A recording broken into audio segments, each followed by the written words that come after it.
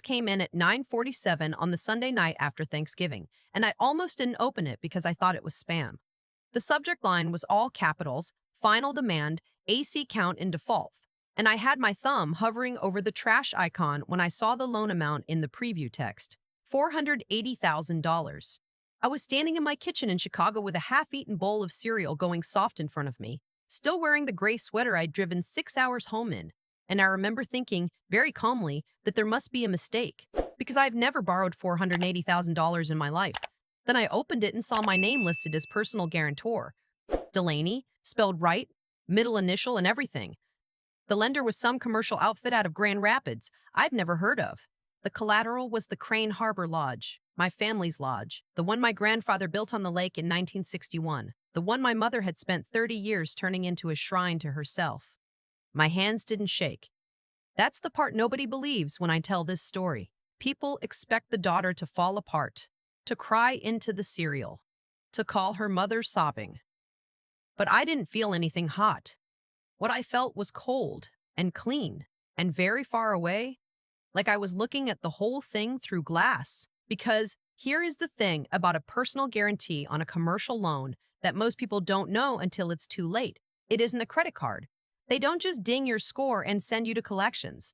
When the borrower defaults, the lender can come straight for you, your savings, your condo, your car, your future wages. And there was a second thing, a worse thing, that I understood the second I scrolled to the bottom and saw the words acceleration clause. I'm a forensic structural engineer. I hold a professional license from the state of Illinois, the kind they pull if you so much as look sideways at financial fraud. Because the whole profession runs on the idea that you can trust the person stamping the drawings. A six-figure default tied to a fraudulent business loan with my name on it wasn't just going to bankrupt me. It was going to end my career. Have you ever been the only steady one in a family of people who light fires and then hand you the bucket?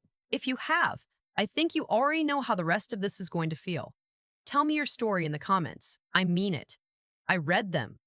I want to back up to Thanksgiving, 3 days before the email, because that's where this really starts. I've driven up to Crane Harbor like I did every year, because I always went, because someone in my family has to be the person who shows up. My mother met me at the door in a cashmere wrap she'd bought with money she did not earn, told me my hair looked tired, and steered me into a kitchen that smelled like a catered Thanksgiving she was going to take credit for. My sister was there, doing what my sister does, which is occupy a room without contributing anything to it, and I'd brought a check. A cashier's check for $32,000, the third bailout in 2 years. This one, supposedly the last one. The one that was going to clear the property taxes and the back payments on the lodge so the bank would stop sending letters. I handed it to my mother in the pantry, where no one could see, because that was the rule. The money always changed hands in private. In public, she was the woman who'd built an empire on the lake out of grit and good breeding. In private, she was a woman with her palm out, and I was the daughter who filled it. She took the check, looked at it, and said, "It's about time." Not thank you. It's about time. Then she folded it into her wrap and went out to carve the turkey for her friends and tell them how exhausting it was, keeping the family legacy alive. I sat through dinner. I always sat through dinner. And somewhere between the green beans and the moment my sister announced she was launching a wellness candle line that needed just a little seed capital, something in me went quiet. Not angry. Quiet. I asked my mother, across the table, in front of everyone, why the lodge was so far behind as she was charging what she charged for the summer rentals. The table went still.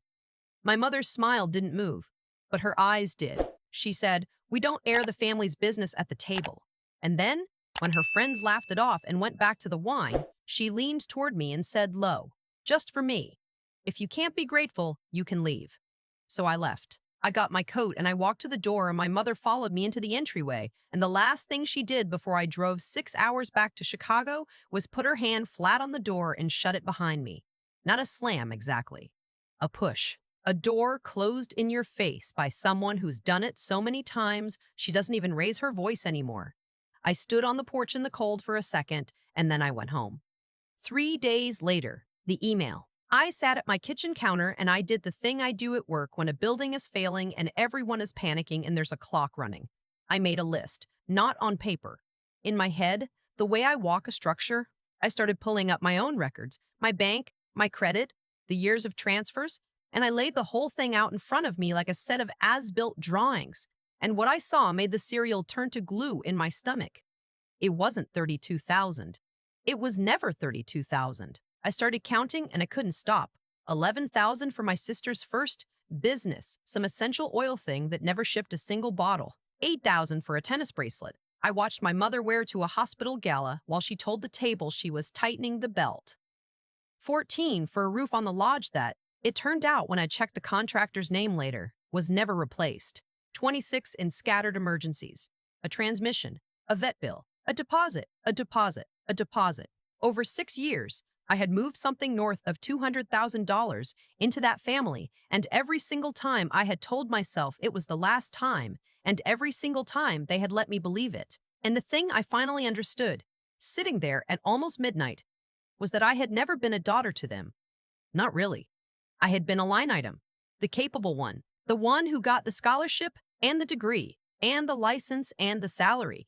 And the more capable I got, the more they treated my competence not as something to be proud of, but as a resource to be drawn down. A well you go back to. I wasn't the successful one in the family. I was the emergency fund. And an emergency fund doesn't get loved. It gets spent. My phone lit up. My sister. Mom says you got some kind of bank letter. Quit being dramatic, it's just paperwork. You're embarrassing her. I read it twice. Just paperwork. My license was just paperwork. My condo was just paperwork. Then, a minute later, my mother, who had clearly been told I'd seen it, I don't know what you think you're doing, but you are creating a problem for this whole family. Call me first thing tomorrow and we will fix this. Do not call anyone else. Do not call anyone else. That was the line that did it, not the cruelty. I was used to the cruelty. It was the instruction. She wasn't frightened. She wasn't sorry. She wasn't even surprised, which is a thing I would only understand later. She was managing me. She was handling the asset. And somewhere in the cold, clean, faraway part of my brain, a switch flipped, and the daughter went out like a light, and what was left was the engineer who gets called in after the collapse to figure out exactly who signed off on the load. I didn't call my mother in the morning. I called a lawyer that night. Her name is Imani, and she is not the kind of lawyer you call about a family squabble. She does forensic litigation, fraud, forgery, the slow, careful work of proving that a signature is a lie. I'd met her years ago on a case where a contractor had forged an engineer's stamp, and I'd kept her card the way you keep a fire extinguisher. She picked up on the third ring on a Sunday night, and I told her, in the flat voice I use in a deposition, that I had a default notice for a $480,000 commercial loan I had never signed, that my name was on it as personal guarantor, and that the signature was not mine. There was a pause. The sound of her sitting up. Okay, she said. Tell me what you want. I want everything, I said. A credit freeze tonight, a fraud alert. I want an emergency motion to stop them from coming after my assets while we sort it out. And I want a full forensic accounting of every loan, account, and document my name has ever touched. I want to know how deep this goes. You understand what you're asking me to do to your family, she said. Not a warning, a confirmation. I understand that they did this to me, I said. Send me the engagement letter. I'll sign it tonight. I hung up and I made a folder on my work server, encrypted, behind 2 passwords.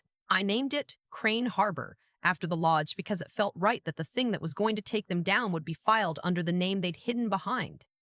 I dragged the default notice into it, then the screenshots of the texts. Then, one by one, the bank records. By 2 in the morning, I had a case file. By 2 in the morning, I wasn't a person anymore. I was a record. Imani called back at 8. Her voice was different, careful in the way people get when they found something they don't want to say out loud. I need to ask you about the signature, she said. The forgery's clean. It's good. Whoever did this had a real sample of your signature to work from. Which makes sense. You've signed things in that house your whole life. But that's not what I'm calling about. A pause. Delaney, who brokered this loan. My mother, I said. She runs the lodge. No, Imani said. Your mother is a guarantor too, her and your sister. But the person who set the whole thing up, who took it to the lender, who structured it, that's a third party. There's a name on the broker line. She read it slowly, like she wasn't sure she was reading it right. Cyrus Vane. The bowl I was holding slipped out of my hand and didn't break, just rolled, and milk went everywhere across the counter, and I stood there watching it spread. That's not possible, I said. You know him? He's my godfather. My voice came out strange. He's been dead for 19 years. The line went quiet. I should tell you about Cyrus, because in my family, he is less a person than a story. My father's best friend, the other half of the lodge, the one who'd actually done the books while my father did the building, back when the two of them turned my grandfather's fishing cabins into the resort it became. My godfather held me at my christening. And then, the year I was 12, the year my father died, Cyrus stole everything and disappeared, and his boat washed up empty on the far shore. And my mother spent the next 2 decades telling anyone who'd listen that grief and greed had driven him to it, that he'd ruined the family and then drowned, running from what he'd done. He was the cautionary tale she used to make herself a saint. After everything Cyrus did, I rebuilt this place with my own 2 hands. I'd heard that line 1,000 times. He's at my office in an hour, Imani said. I think you should be here. I drove back to Chicago's Loop in a daze. I sat in her glass conference room and watched the door, and when it opened, it was a man in his late 60s in a quiet, good suit, with my father's old way of holding his head, and the second he saw me, his face did something I will never forget. He didn't look guilty. He didn't look triumphant. He looked like a man who'd been waiting a very long time and was tired all the way through. You have your father's hands, he said. He used to point at things the same way. You drowned, I said, because it was the only thing in my head. There was a boat. You died. There was a boat, he agreed. The boat was real. The drowning was your mother's idea. He sat down across from me. I didn't steal anything, Delaney. I built half of what's up on that lake. When your father passed, your mother and I disagreed about what to do with it. I wanted to keep building. She wanted to strip it for cash and play queen of the county. So she forged my name on a buyout. Yes, the same trick. She's only got the one, pushed me out, and told everyone I'd robbed the family blind and run. It was cleaner for her if I was a villain. It was cleanest of all if I was dead. You let her, I said. The cold was gone now. The thing rising up in its place was hot and old. You knew what she was. You let her do this to me. You've been watching. For 19 years, he said. Every account, every loan. I have the resources to watch, and I've watched. Then why? My voice cracked on it. Why now? Why not when I was 12? Why not the first time she put her hand out? And here is where everything turned. So listen, because it took me a long time to understand it, and it saved my life. He leaned forward and he said, because I couldn't save you while you were still paying them. I didn't say anything. Every check you wrote them was a boat, he said. It told them, and it told you, that this was a family worth bleeding for. If I'd walked in 2 years ago and handed you the evidence, you'd have hugged your mother and torn it up and gone right back to writing checks, because you were addicted to being the good one. I know. I watched you do it for 19 years. I couldn't pull you out of the water. You just have swum back in. He spread his hands. The forgery on the loan wasn't the disaster, Delaney. It was the signal. The day she finally forged your name instead of just asking for your money was the day you stopped being willing. And the day you stopped being willing was the first day I could actually help you. I wasn't waiting for her to slip. I was waiting for you to fight. I sat there with my heart going like a hammer, and then he delivered the second blow, the one I didn't see coming. There's something you need to understand about the money, he said. Your mother doesn't have any. She never did. The lifestyle, the cashmere, the galas, the Pillar of the Community Act, it's all funded out of a family trust. A trust your father and I set up the year you were born, to protect the lodge and the people in it. When she pushed me out, she couldn't touch the principal. I made sure of that. But she draws an income from it, a generous one. And that income is the engine of the whole performance. He looked at Imani, then back at me. And the trust has a clause your father insisted on. A good faith clause. If any beneficiary uses the trust's assets or the family name to commit fraud against another beneficiary, the income terminates permanently. The trust dissolves into the protected line. It took me a second. I'm a beneficiary, I said slowly. You're the protected line, he said slowly. She forged your name on a loan against the lodge to pull cash she wasn't entitled to. That's fraud against a beneficiary, using the family's assets in writing, notarized, with a date on it. For the first time, something moved in his tired face that was almost a smile. And it was not a kind one. She didn't hand you a gun to defend yourself, Delaney. She handed me the one thing I've needed for 19 years to take back what's mine. She pulled the trigger herself. The freeze hit them on a Tuesday. For 3 days, nothing. No texts from my sister. No instructions from my mother. Just the quiet hum of Imani's team building the file. The forgery analysis, the trust documents, Cyrus's sworn affidavit, the bank records I'd already pulled. I went to work. I walked buildings. I stamped drawings. And every night I went home to a condo that felt, for the first time in years, like it was only holding the weight of my own life. Then she came. It was a Thursday, late, and the knock wasn't on the lobby door downstairs where the doorman screens visitors. It was on my own door, on the 14th floor. She talked her way past the desk the way she talked her way past everything. I looked through the peephole and saw a woman I almost didn't recognize. My mother had always been armored, pressed, lacquered, certain. The woman in my hallway had slept in her clothes. Her hair was flat on one side. Her eyes were red and small. The mask had come off, and what was under it was just a frightened, furious woman who would run out of people to bill. I opened the door. Not wide, just enough to fill it with my body, so she couldn't get past me into the home she'd nearly cost me.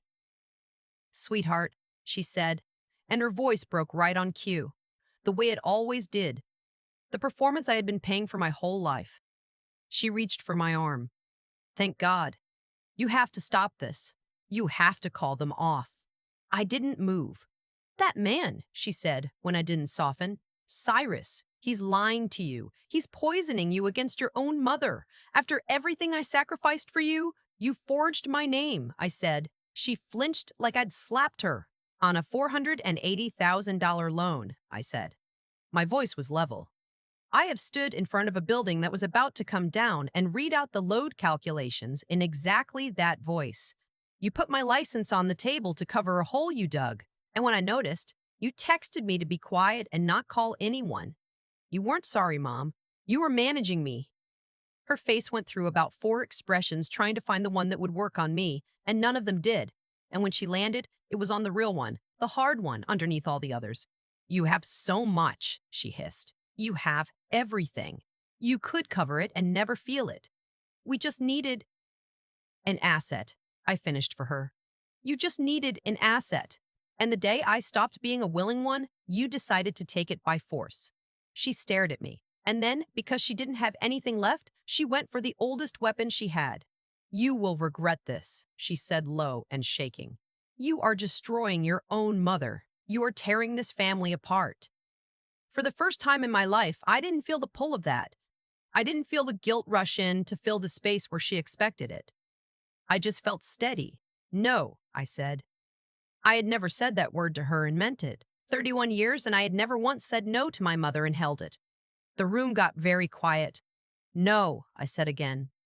"I'm not the one who forged a signature. I'm not the one who risked another person's career to fund a lie. I'm not the one who violated a trust your own husband built to protect his children.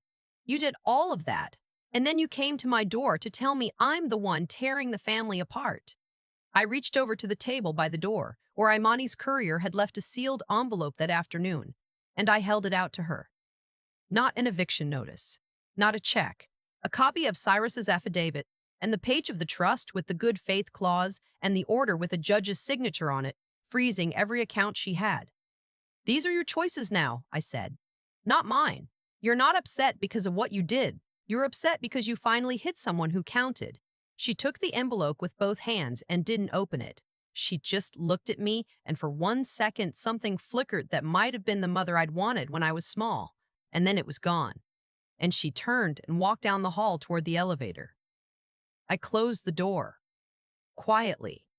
It clicked. Then I opened the building app on my phone, found her in my guest access list, and revoked it. A minute later, the desk pinged me. A visitor was having trouble at the elevator bank. I watched the little camera feed. She stood there pressing the call button over and over while the panel blinked red. "Access denied. Access denied." Her face in the grainy little square going from confusion to something close to terror. Then I closed the app because I didn't need to watch the rest. The hearing wasn't a trial. It was an unbuilding, a controlled demolition. My mother and sister hired a lawyer who clearly wished he were anywhere else. He tried family misunderstanding. He tried a daughter with a grudge. He tried to paint my mother as a confused older woman who'd made a clerical error with a form. And then Imani stood up, and she didn't raise her voice, and she didn't perform, because the facts did all the performing she needed. The forged guarantee, laid beside 3 notarized samples of my real signature, blown up on a screen so the differences were impossible to miss.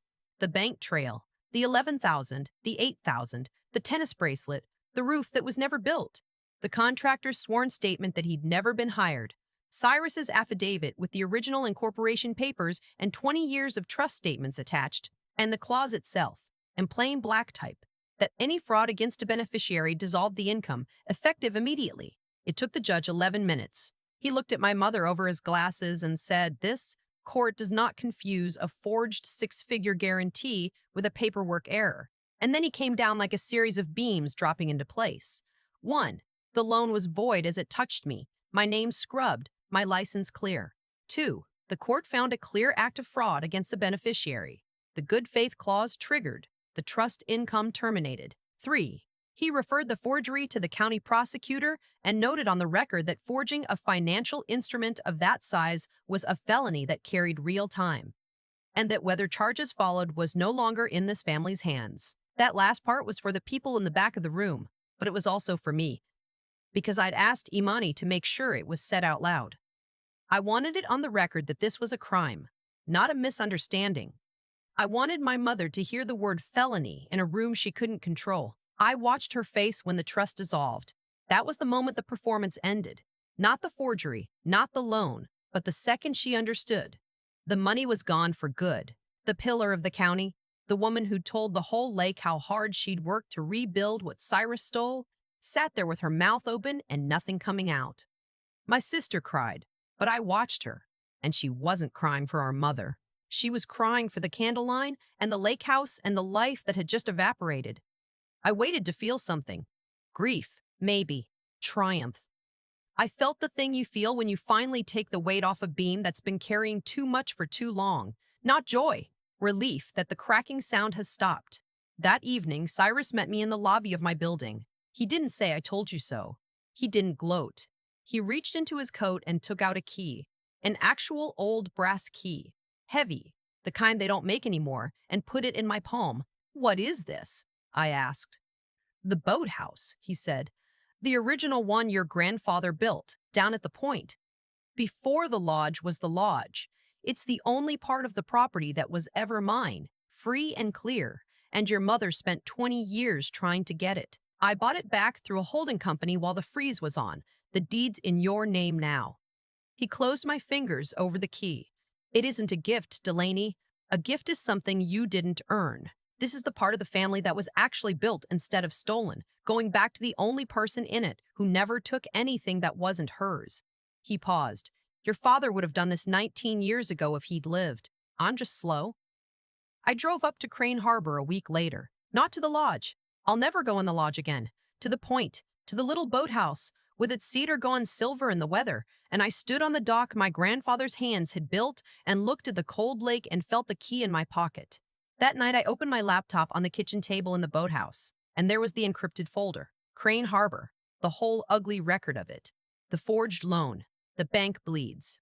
My sister's text calling $400,000. Just paperwork. The court order, stamped and final. I looked at all of it, one last time. The entire architecture of the lie I've been load-bearing for 31 years. Then I selected the folder, and I deleted it, and I emptied the trash, and it was gone. Here is the thing I understand now that I didn't understand at that Thanksgiving table. For most of my life, I thought my family was my foundation. The thing underneath me. The thing that held me up. The thing you do not question, because if it goes, you go. So when it hurt, I reinforced it. I kept pouring myself into the cracks. I thought that was loyalty. I thought that was what the strong one does. But I'm an engineer, and I should have seen it sooner. A foundation with a hidden fault in it isn't holding you up. It's the most dangerous thing you own, because it's hiding the failure until the day the whole thing comes down on top of you.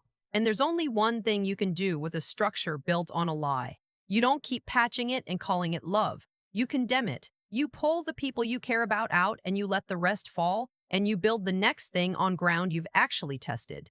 That's not betrayal. I used to think it was. Walking away from the people who made you, and there's no heavier word for that than betrayal, and they will use it on you every time because it's the last beam they have left to lean on. It isn't betrayal. It's the inspection you were always afraid to do. It's standing in front of the thing everyone told you to protect and finally being honest enough to say it isn't safe and brave enough to clear the people out and steady enough to sign your name to the order yourself. I keep the brass key on the nail by the boathouse door now. Some mornings I take the boat out before the water wakes up, and the lake is so still it looks like you could walk on it. And for the first time in my life, there is no one on the other end of the phone telling me I owe them the air I'm breathing. It's quiet. It's mine. And I built none of it by holding on. I built all of it by finally letting the wrong thing fall. For a long time, I told myself that paying was the same as loving. Every check I wrote my mother, I called it loyalty, because that was the only word that made the bleeding feel noble. But the truth is simpler and harder than that, and it took a forged loan with my name on it to finally see it. When you keep rescuing people from the consequences of their own choices, you are not saving them. You are funding them.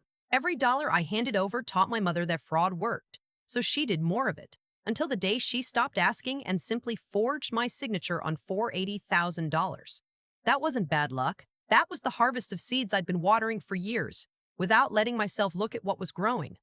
What saved me in the end wasn't anger.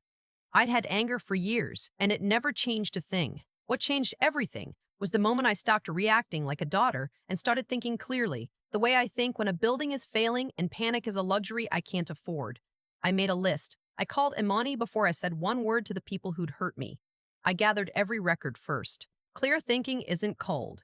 It's the most caring thing you can do for the version of yourself who has to live with how it ends. Then there was the part no list could do for me. Standing in my own doorway with my mother crying on cue, the whole weight of 31 years pressing me to fold the way I always folded and saying no and holding it. That kind of steadiness isn't something you're born with. You build it the way you build anything that has to carry a load, slowly, under pressure, by refusing to crack in the small moments so you don't crack in the large one. Cyrus understood something about me that I didn't understand about myself. He didn't ride in to rescue me when I was 12 or 20 or 29 because he knew a person can't be pulled out of the water while they're still swimming back in. He waited until I was ready to fight for my own life, and then he handed me the truth and let me carry it the rest of the way. That's the only kind of help that ever actually holds. I keep the brass key by the boathouse door now, and some mornings I sit on the dock and think about how close I came to spending my whole life propping up something rotten and calling it family. If you're standing where I stood, be honest about what you're really feeding. Get quiet enough to think before you move, and find the steadiness to say one true no, even when everyone you love calls you cruel for it. Do that, and the right things hold. Do that, and you finally get to build on ground that won't give out underneath you.